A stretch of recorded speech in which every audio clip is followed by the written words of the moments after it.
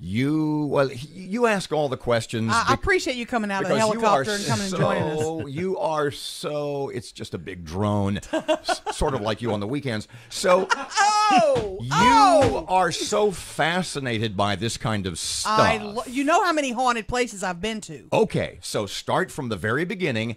And what's going on at? Where is your house? I mean, you're not going to give us the address. But No. Shreveport, Bossier. I live in Shreveport on Uri Drive. Okay. In an apartment. Okay. So and you that probably narrows it down. You have haunted things happening. Yeah. My wife first started noticing them. I'm not very observant. I'm just not. But the first thing that we both saw together was the sink came on while we were sleeping. No, it did not. In the bathroom. The sink came The water came on. And I'm not talking like it just was dripping. It was all the way on. Like somebody's in there brushing their teeth. Right. You live there, just you and your wife? Yeah, for a couple of years now. You don't have a guest that was visiting? Or no, we have a cat that could accidentally... I mean, we have cats, but it's one of those you have to grab and turn, not that cats you don't can... Rueben, the water didn't just come on. I mean, that's what it appeared to be.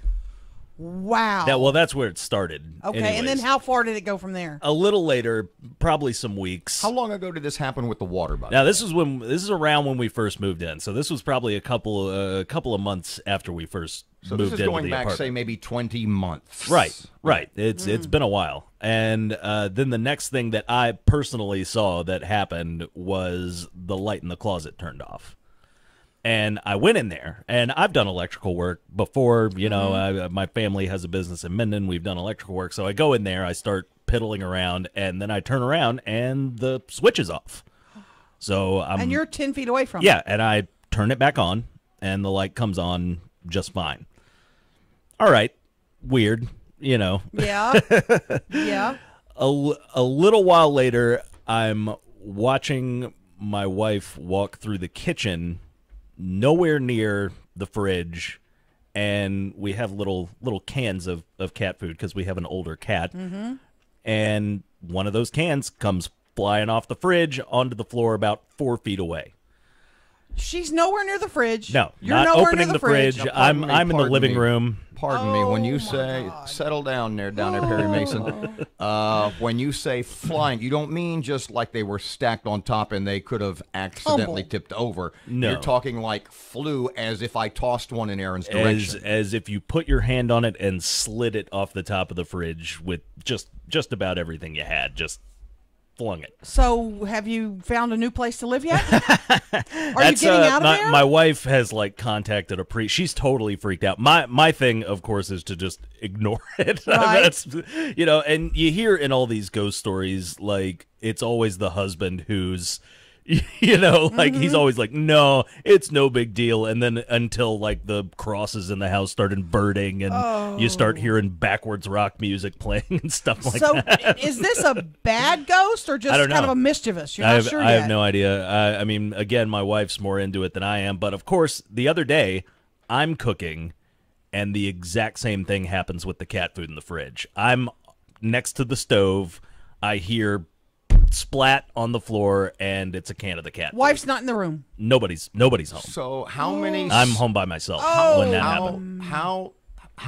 You're freaking me out. I am. How many instances of inexplicable occurrences of these physical? Now, my wife has seen more than I have. Mostly. So if you had to estimate over the past, say, 2 years, how many things? At least one weird thing a month, I'd say. Really? Yeah. And so to the point that you are seeking, let me phrase this delicately, expert help. Yes. Yeah. And as who do you call, Rueben? Well, an Episcopal priest for one. Me and my wife are Episcopalian, so she went there. What did the guy say? Assuming it's a guy, because it could be a female priest. Apparently, he deals. And again, I'm not going to name names or anything, but he deals with this kind of thing a lot. Really? Yeah.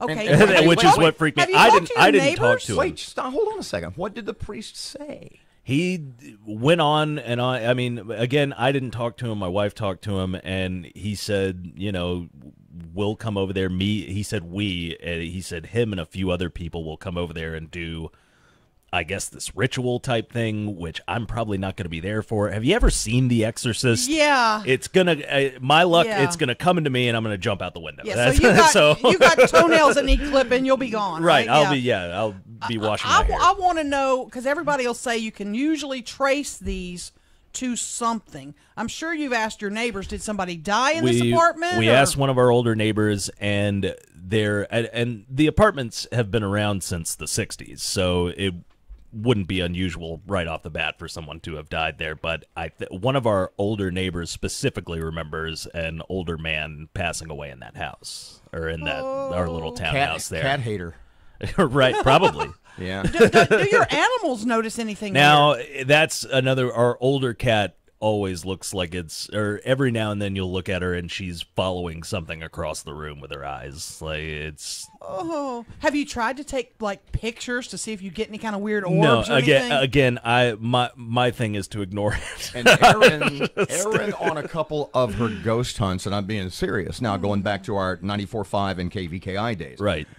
She would go on a couple of ghost hunts with a fellow who used to be in town, and the house you went into, the Highland House, where you said there was the you could really feel the room get colder. Yes. Is there anything, and that's what you read about ghosts all the time and spirits, man, it got cold in here and you can see your breath, anything like that? I don't remember specifically any temperature changes, but my wife says she always feels like she's being watched, which I don't get those types of feelings. If someone is actually watching me, I don't even feel like I'm being watched. But this goes to this, I hate to say this, but pretend like he's not in the room.